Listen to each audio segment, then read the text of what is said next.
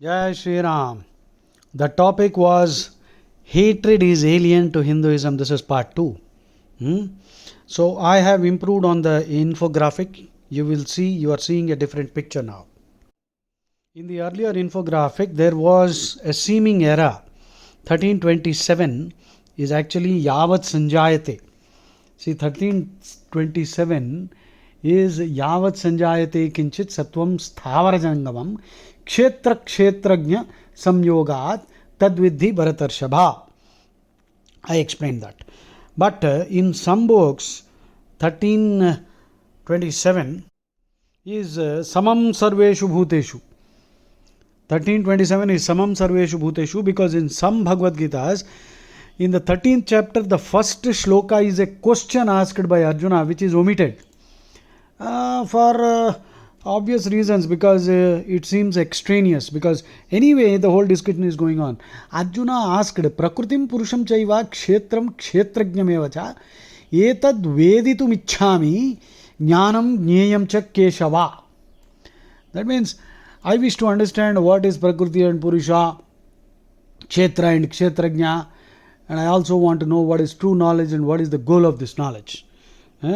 So what is true knowledge, real knowledge, and what is all this made up knowledge, which is what the Abrahamic cults are dishing out. So Arjuna didn't mention the Abrahamic cults, they were not born at that time. So anyway, that was a question that is omitted in many Bhagavad Gitas. So when the 13th one is not there, so the numbers change automatically. So here I think a small miracle has happened. 1327 is Yavat Sanjayate. So I think Krishna made me include this. Yavat Sanjayate Kinchit Satvam Sthavarjangamam Kshetra Kshetrajna Samyoga Tadvidhi Bharatarshabha. And we discussed a double slit experiment and all that. Actually 1328 I listed Samam Sarveshu Bhuteshu, which becomes 1328 now. In some books it will be 1327, Samam Sarveshu Bhuteshu. So now let us look at some 1328. Samam Sarveshu Bhuteshu Tishtantam Parameshwaram Vinashyatsva Vinashyantam Yah Pashyati Sa Pashyati. So they alone truly see who perceive the Paramatma accompanying the soul in all beings and who understand both to be imperishable in this perishable body. Which means again, that means a Hindu is taught that you must see both Krishna and the individual Jivatma together. It is the parable of the tree. On the tree of the body, there are two. One is the Jivatma, the other is the Paramatma. They are both there. Nara Narayanas are always there. So I see Krishna in everyone. In the dog, in the tree, in the stone, everywhere it is Krishna. You cannot escape from Krishna. So, Samam Sarveshu Bhuteshu Tishtantam Parameshwaram Vinashyatsva Avinashyantam. One who can see the imperishable in the perishable. Accompanying the soul in all beings and who understand both to be imperishable in this perishable. That is a wise person, that's a knowledgeable person. Again, how can you hate anyone when you see Krishna is there in them? So, again, the same thing is repeatedly being implied in every shloka. So, don't try to accuse us of hatred or anything. There's nothing like that. When we are playing a role, we will play to our fullest ability. If I am a soldier, I will fight. I'm a warrior, and if there's a battle, I have to kill, I will kill. But there will be no hatred. In the Mahabharatam, there is an incident. On the 18th day of the war, the Kaurava commander was Shalya, who is the maternal uncle of the Pandavas. Now this Shalya was as powerful as Bhima, and additionally he had a boon. He cannot be killed by anybody who harbors any hatred toward him. That's an amazing boon. So Arjuna was a very complex person, as we know. Arjuna thought he will kill Shalya, but Krishna said, no, you are not going to be deputed for that task. Krishna deputed Yudhishthira for that task because Yudhishthira has no hatred for anybody. He is a man whose heart is so pure. That's why he is called Ajata Shatru, who doesn't see anyone as an enemy, who has no enemy, because he is not anyone's enemy. He will always wish for the prosperity, even if the other person wants to harm this man. That's why Yudhishthira is called Ajata Shatru. So Ajata Shatru Yudhishthira was appointed, deputed by Krishna to kill Shalya, and Shalya was killed by Ajata Shatru. So Bhima or Arjuna could not have, because they would have had some anger and grouse against him, because though he is a maternal uncle, he fought on the other side because of his own weaknesses. He was a very strange fellow. He came all the way from Madra Rajyam. Actually, some think it is Madras and some think it is somewhere in Afghanistan. Anyway, the details are not important now. So he came with an army of 1 Akshohini, and all along the way guest houses and facilities were provided. He enjoyed all of them. He reached Hastinapur, Delhi, Indraprastha, and then to his horror, he came to find out that all these amenities were actually provided by Duryodhana.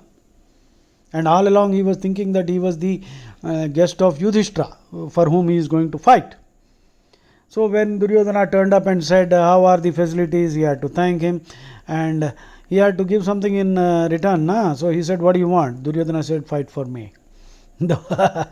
So here is a lesson for all of us. Never accept anything freely from anybody. Always try to give back. Balance the equation. Anything taken free will cost you dearly later. So be careful. The Hindu is told never to take anything away. Veda says, which Upanishad is that? Ishavashyam. Ishavashyamidam sarvam yat kinchit jagatyan jagattena tyaktena bhunjida ma gridha kasyasvidhanam. Do not covet anybody's wealth, because then you will have to pay very dearly. So Krishna says, Yah pashyati sa pashyati. This expression Krishna uses a couple of times. Only they truly see, who see that I exist in all creation. That's why there is no question of any hatred. The Veda also says, Eko Devaha Sarvabhuteshu Gudaha. Shvetashvatara Upanishad. Eko Devaha Sarvabhuteshu Gudaha. God is one and He resides in the heart of all beings. He is omnipresent. He is the supreme soul of all souls. Bhagavatam also says something, same thing. Ramayana, you see, Rama Brahma Chinmaya Abhinasi Sarva Rahita Sabha Urapurabasi. Ura means heart. Tulsidas, Ramcharitmanas. Rama Brahma Chinmaya Abhinasi Sarva Rahita Sabha Urapurabasi Naat Dharevu Nartan Kehi Hetu Mohi Samjai. Mohi Samjai Kahahu Rishaketu. So Parvati is asking, why did Rama have to descend to earth and be a man? What was the purpose? So Shiva narrates.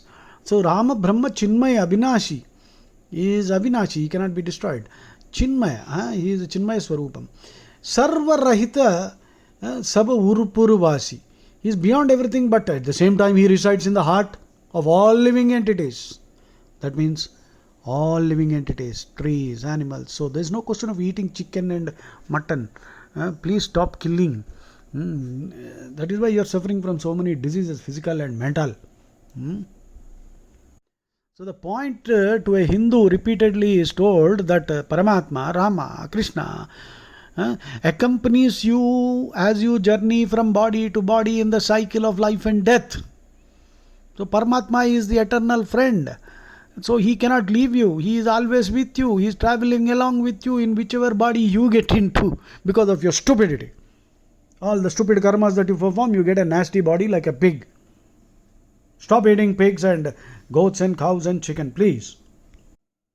Next we will go to 1861. Ishvara sarva bhutanam hrideshe arjuna tishtati brahmayan sarva bhutani yantra rudhani maya. The Supreme Lord dwells in the heart of all living beings, O Arjuna, and according to their karmas, He is directing the wanderings of the souls who are seated on a machine made of material energy. Yantra Rudhani Maya.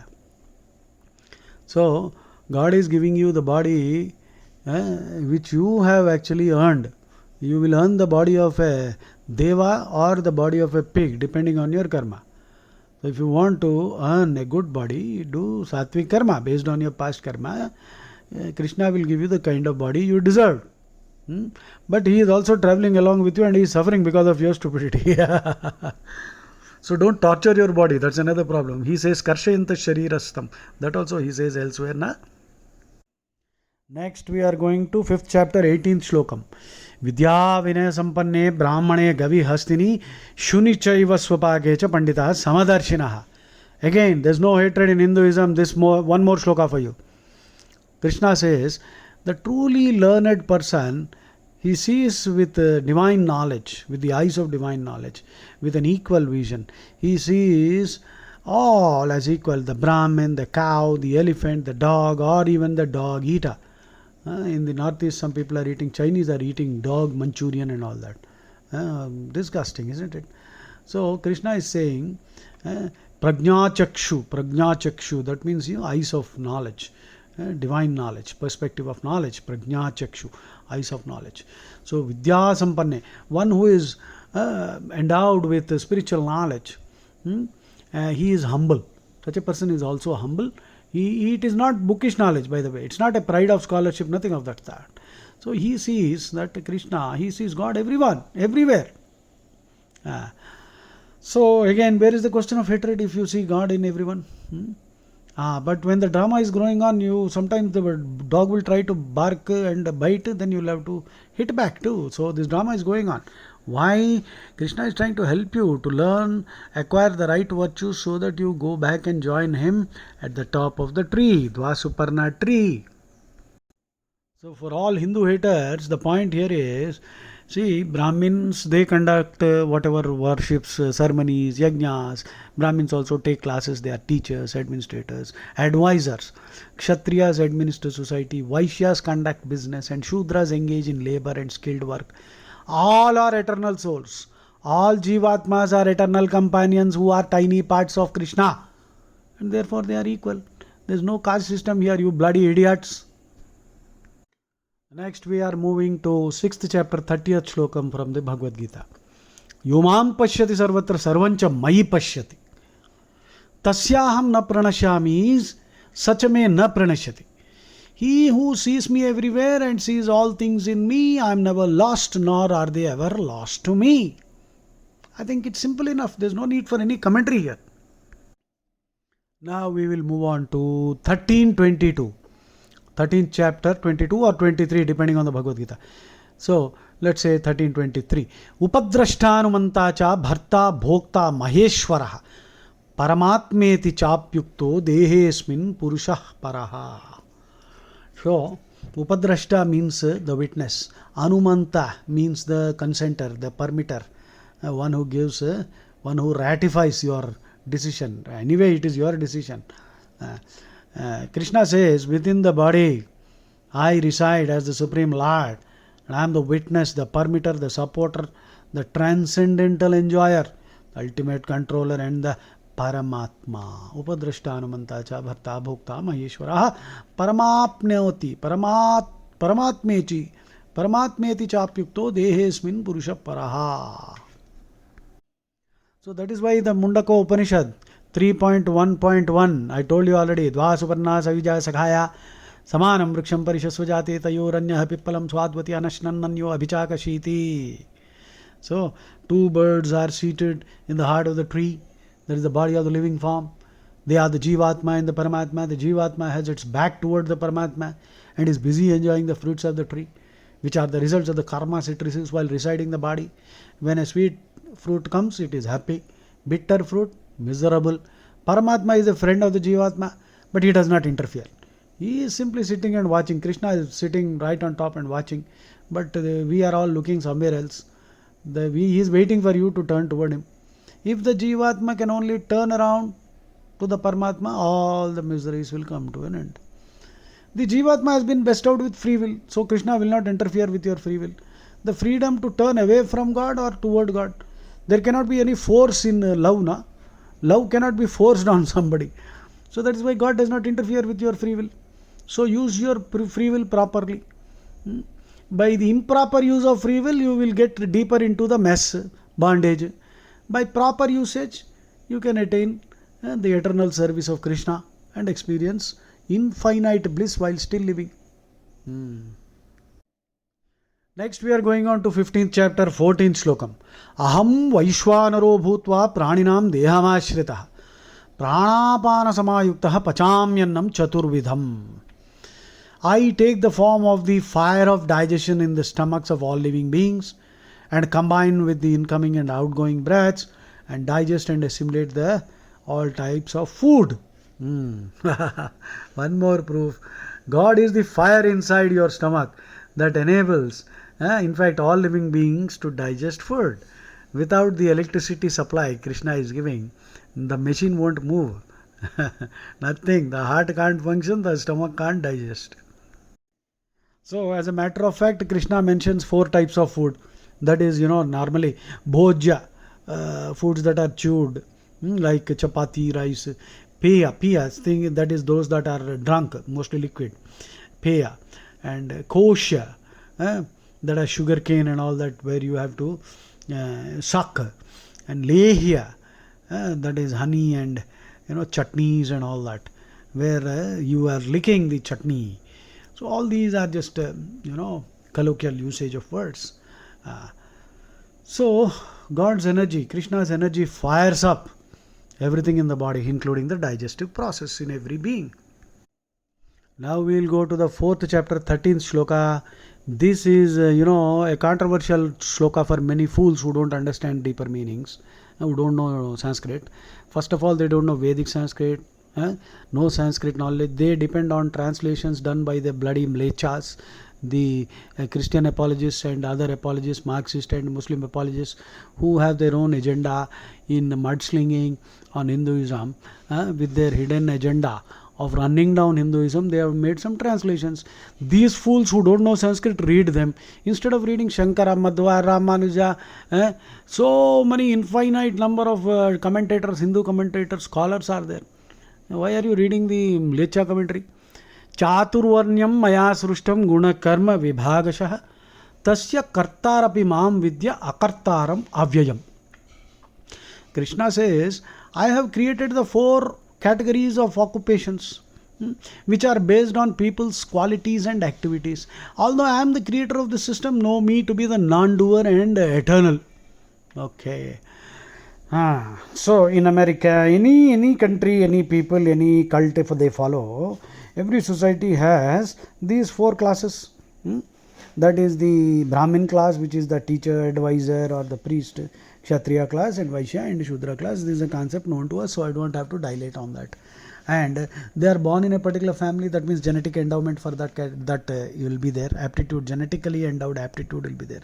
Some are born with great gifts also. Some Brahmin children have phenomenal memories. Some Kshatriya children, right from childhood, you will find they display tremendous courage and bravery, strength and all that. Similarly, in Vaishya community and Shudra community, by birth they have tremendous stamina, capacity for work, and highly skilled. Sculptors are there, farmers are there. They come from the Shudra category. So there is no indignity in performing any labor. And Krishna said, this is a classification. Damn it, can't you, in any company you have to have an organization. All cannot be CEOs, na? The guy at the bottom, the worker is also there. All are equally important parts. They are all cogs in the whole wheel. So this is a simple thing. And Krishna is explaining that. So, of course, variations are there, and because of samskaras and the right kind of thinking, so many changes are possible. Your free will can be used to transform your life. If you are listening patiently to what I am trying to tell you, you will change. You will become a truly noble person who can enable and uplift, ennoble everybody. So again, the analogy of the rain falling. Rain falls equally on the forest. Yet from some seeds, huge banyan trees will come up. From other seeds, beautiful flowers will come up. And some others, thorny bushes will emerge. Rain is not partial. Rain is impartial. Under the light, one person can plan a robbery. The other person can plan to, feed a lot of people. So who is guilty? The light or the fellow who is misusing the energy given by the light. So you have to think in a responsible way. Think like a human. Don't simply believe some stupid book because it is considered holy. Question even God. Arjuna questioned Krishna 65 times, and at some points he even ridiculed Krishna. Now we are going to the 9th chapter, 18th shloka. Gatir bharta prabhu sakshi nivasa sharanam suhrit prabhava pralayasthanam nidhanam bijam avyayam. Here the word suhrut means friend. Suhrut means your well-wisher. Krishna is openly declaring, I am your well-wisher, damn it. I am the supreme goal. I am the sustainer, master, witness, abode, shelter, friend. I am the origin, end and resting place of all creation. I am the repository and the eternal seed. What more do you want? You want to worship that Bondamiya, Chandmiya, or you want to go to some grave or some nonsensical prophet or some stupid god who's bloodthirsty, psychopathic god, or Krishna who is your eternal friend. And Krishna is not asking for anything, but he knows that you have this tendency to give. So he said, Patram Pushpam Phalam Toyam Yome Bhaktya Prayachati Tadaham Bhaktyupahrutam Ashnami Prayatatmanaha.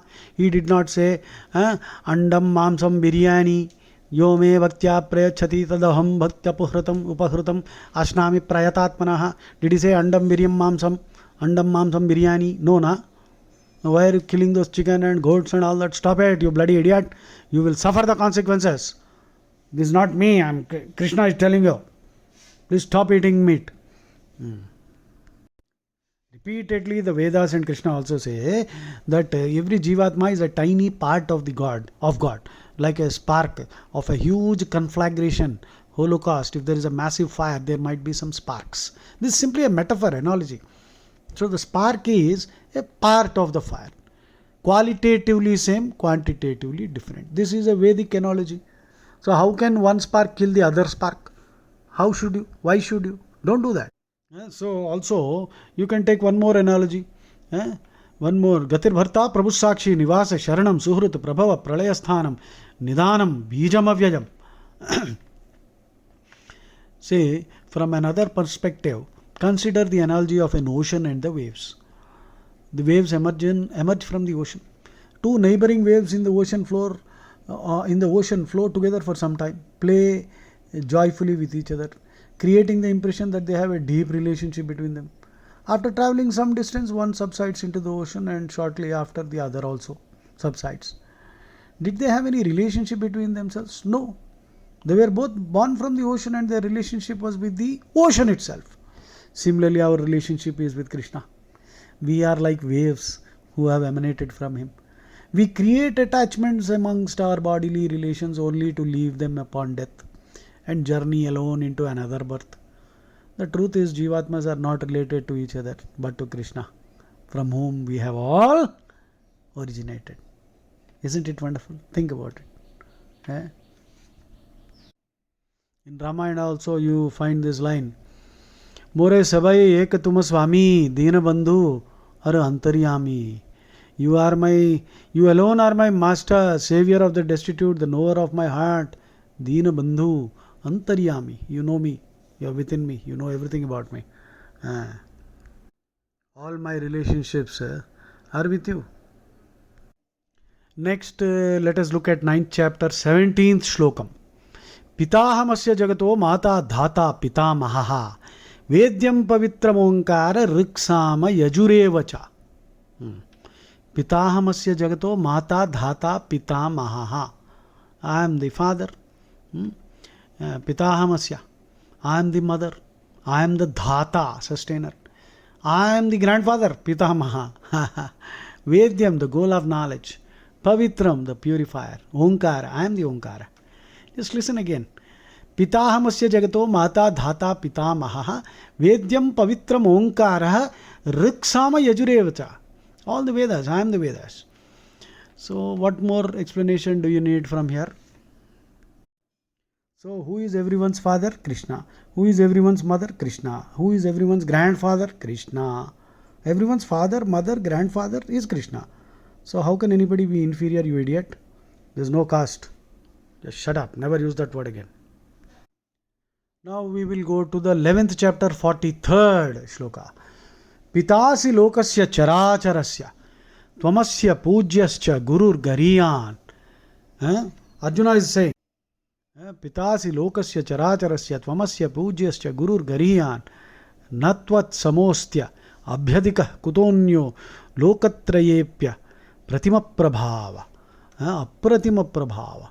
So you see, Arjuna has realized this now. After seeing the Vishwarupam, Arjuna is loudly exclaiming, now I have understood. Oh Krishna, you are the father of the entire universe, of all moving, non-moving. You are the only person who deserves to be worshipped, the supreme spiritual master. There is none equal to you. How can anyone be greater than you? You are a possessor of incomparable power. This is the realization of every Jivatma should realize this. So Arjuna also realized here that he is the Pita, he is the father. So if he is the father, Krishna is the father of all living creatures, how can anybody be inferior? All of us are children of the same father. Krishna is the father, Krishna is the mother, Krishna is the grandfather. That's all relationships. So how can anybody be inferior or superior, you bloody fool? So these English people have rubbed this word caste into our bloody genes. We have to throw it out, lock, stock and barrel. Now we go to 1320. 13th chapter 20. This is a very important central tenet of Hinduism, Sanatana Dharma. Prakrutim purusham chaiva vidya anadi ubhavapi. Vikaranscha gunanscha vidhi prakriti sambhavan. So in other religions they say God created us in his image. It's a completely irrational, untenable statement. Because if God had created us in his image, that means God must have a face. They say that he is formless. Both Christianity and Islam say God is formless. But how can a formless God form man in his image? How can something formless have an image? So he must have form only. So he must have had a form. So if he made man in his image, then if man is imperfect, which is a fact, then his image is imperfect. That means God must be imperfect. Again the analogy fails. So Vedas, our rishis have understood that God did not actually make us. Our minds have this, obsession that we have to know who made this or how it got created. The Vedas say Prakrutim Purusham Chaiva. Krishna is saying Prakrutim Purusham Chaiva Vidya Anadi Ubhavapi. They are both beginningless. Actually, there are three parallel lines. Prakruti Purusha. That means nature, and Jivatma and Paramatma. These are three parallel lines. In this case, the parallel lines of Jivatma and Paramatma can meet. They can meet. And unlike in math where the parallel lines or geometry where they don't meet. They can meet but they don't fuse. They meet and separate and they can be together. But one was not created by the other. Jivatma is not created by the Paramatma. Because if Krishna had created us, we should be perfect like him. And if we are imperfect, which is true, then Krishna must be imperfect. Because he created us in his image. So the Abrahamic concept falls flat. Prakrutim Purusham Chaiva Vidya Anadi Ubhavapi. And who are beginningless, eternal? All of us. Whatever caste you belong to, because this word caste has got stuck. I have to use it. So whichever kulam you belong to, Agravarnalu, rubbish. All of us are eternal and cheptunnadu kadra. So where is the question of discrimination, you idiot? It is not there in the scripture. Yeah, some people are doing it. They need to be given a dose. Give them. But you get this shit out of your head that the scriptures are faulty. The scripture is not faulty. Prakrutam Purusham Chaiva Vidyanadi Ubhavapi Vikaranscha Gunanscha Vidhi Prakriti Sambhavan. Also know that all these vikara, transformations of the body and the three modes of nature, are produced by material energy. All the gunas are there, and you have free will. When you abuse, you will get a different body. So Krishna is explaining actually in brief the 6 stages through which the body also passes. Asti, existence in the womb. Jayate, birth. Vardhate, growth. uh, Viparinamate, procreation, uh, apakshiyate, diminution, vinashyati, death. These changes are brought about in the body by the material energy called Prakriti or Maya. Maya. And this Prakriti also creates the three modes of nature, Sattva, Rajas, Tamas, and their countless, infinite varieties of combinations, permutations. So you have to rise above this, all the three gunas. That's why Krishna extols the Trigunatita, one who has risen above these three gunas. So I'll stop here, and we have to have one more to conclude this entire topic. Hatred is alien to Hinduism, because many more shlokas are there I have included. I will conclude it in the third track. Jai Shri Ram.